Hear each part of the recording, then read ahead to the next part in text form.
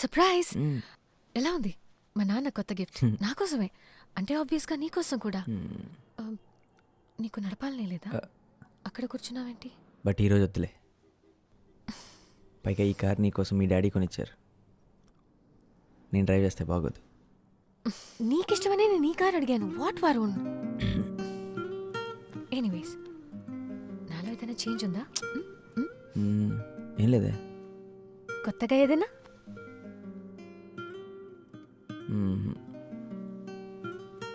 నా హెయిర్ని కట్ చేశాను.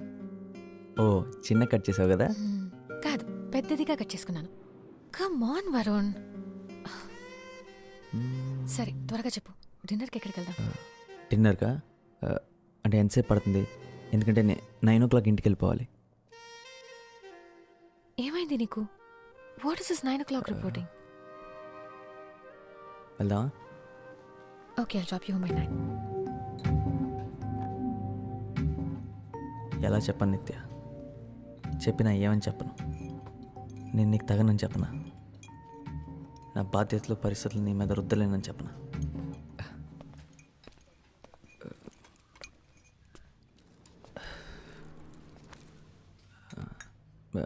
రియలీ సారీ నిత్య. ఎక్కడో ఇరుక్కుపోయాను. ఏదో పనుండి. పర్లేదు. నిత్య, నీకో విషయం చెప్దాం అనుకున్నాను. ఈ నవంబర్కి క్యాట్ ఎగ్జామ్స్ రాస్తున్నాను. ఆల్రెడీ కోచింగ్ కూడా జాయిన్ అయ్యాను. ఈసారి ఎలాగైనా MBA చేయాలనుకుంటున్నాను. నా బ్యాచ్మేట్స్ అంతా ముందే జాయిన్ అయిపోయారు. నేను కొంచెం లేట్గా జాయిన్ అయ్యాను. అందుకే ఈ మధ్యనే సార్ లేట్ వచ్చాను. అండ్ పిచ్చి పిచ్చి షెడ్యూల్స్ నిద్రలో. అంతే కదా, నన్ను అనవసరంగా భయపడ్డావు. ఇంకా ఏదైనా సీరియస్ ఇష్యూ చెప్తాం అనుకున్నాను. ఇది సీరియస్ విషయం నిత్య. అబ్బా, నా ఉద్దేశం అది కాదు. You understand right? ఇదంతా నువ్వు ఎప్పుడు డిసైడ్ చేసావు? నీకు MBA చేయాలని ఉందని నాకు ముందెందుకు చెప్పలేదు? నేను కూడా నీతో జాయిన్ అయి ఉండేదాన్ని కదా. నీకు చదవాలని లేనప్పుడు నువ్వెందుకు జాయిన్ అవుతావు? నువ్వు ఉంటావు కదా.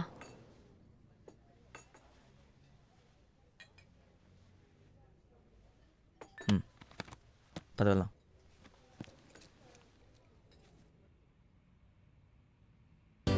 ఒకప్పుడు నేనేం చేసినా నీకు పిచ్చిగా నచ్చేది. ఇప్పుడు ఏం చేసినా అస్సలు నచ్చట్లేదు. నీకు నచ్చేలా ఉండలేకపోతున్నాను నిత్య.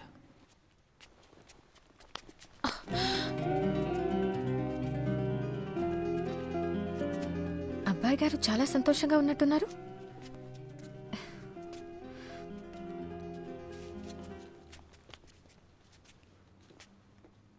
ఏదో గుడ్ న్యూస్ చెప్పడానికి పిలిచినట్టున్నావు. నేను సాధించాను నిత్య. IIMలో సీట్ తెచ్చుకున్నాను ఫైనలీ. ఎస్, అన్ని రౌండ్స్ క్లియర్ చేశాను. To IIM. I did it Nithya. Kozhikode, Kerala, I'm coming.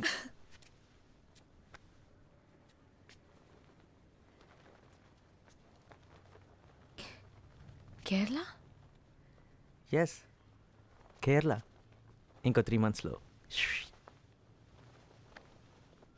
అంటే టాప్ కాకపోవచ్చు, కానీ ఐఎమే కదా.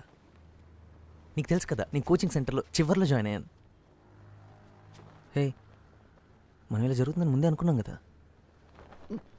నిజం చెప్పాలంటే నేను అసలు అనుకోలేదు. అంటే నేను సెలెక్ట్ అవుతాను నువ్వు అనుకోలేదా? కాదు, నువ్వు సెలెక్ట్ అవుతావని నాకు తెలుసు.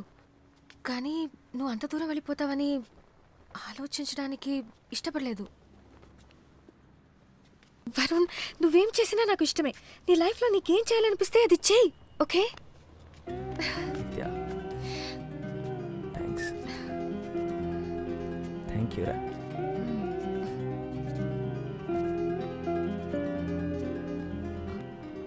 వరుణ్, నేను కూడా నీతో రావచ్చు కేరళ. నాకిది ముందే ఎందుకు తట్టలేదు? అక్కడేదో జాబ్లోనో కోర్సులోనో జాయిన్ అవుతాను. మా నాన్నని ఈజీగా కన్విన్స్ చేయగలను.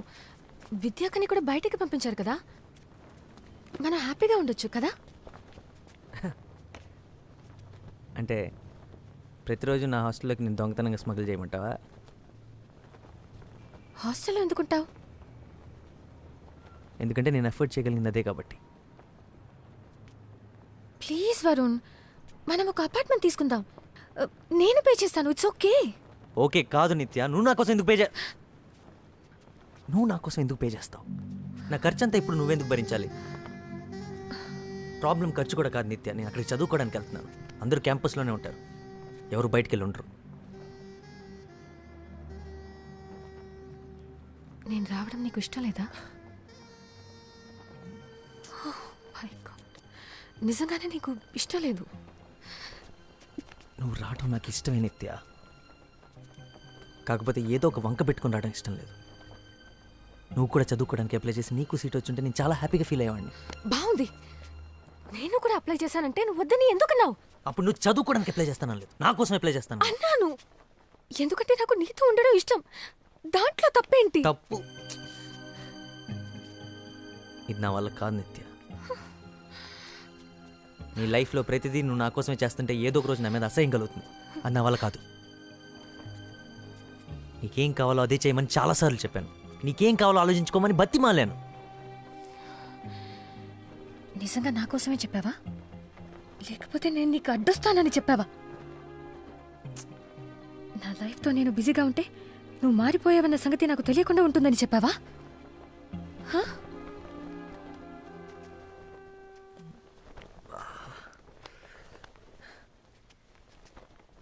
నేను మారలేదు నిత్య, కళ్ళు తెరిచాను, నా బాధ్యతలు ఏంటో తెలుసుకున్నాను. ఇంతకాలం తెలుసుకోలేకపోయినందుకు బాధపడుతున్నాను. ఇందులో తప్పేంటి? తప్పా?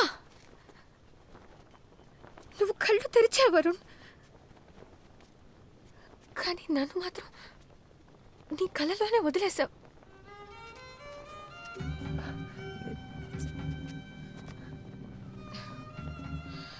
నేను నా ఫ్యామిలీ కోసం చేస్తున్నాను రా, నాకు చేయాల్సిన అవసరం ఉంది.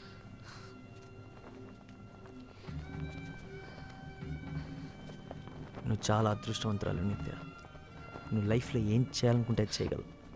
నువ్వు దేని గురించి వరీ అవ్వక్కర్లేదు. నీకు ఎటువంటి ప్రెషర్ లేదు, రెస్పాన్సిబిలిటీస్ లేవు. Stop it.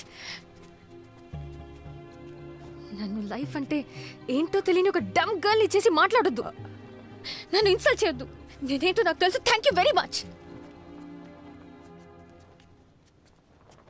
నేనెప్పుడు నా క్లాస్లో టాప్ ఉండేదానన్న సంగతి మర్చిపోయావా? ప్రతి డిబేట్ కాంపిటీషన్లో నేనే ఫస్ట్ వచ్చేదానన్న సంగతి నీకు నీకు గుర్తులేదా? నా లైఫ్ ఎంతో బాగుండేది. నా నుండి మనం అయిన తర్వాత అంతా మారిపోయింది.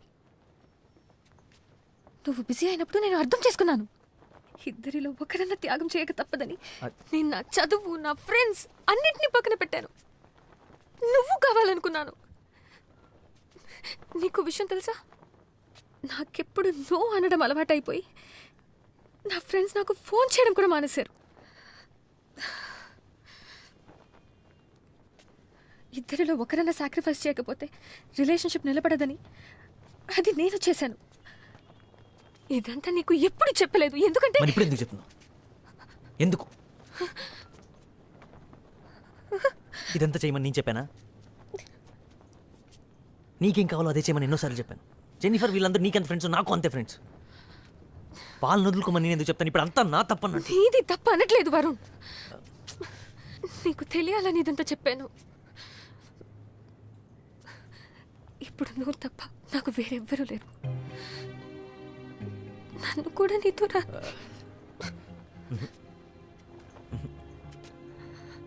వద్దు వద్దు.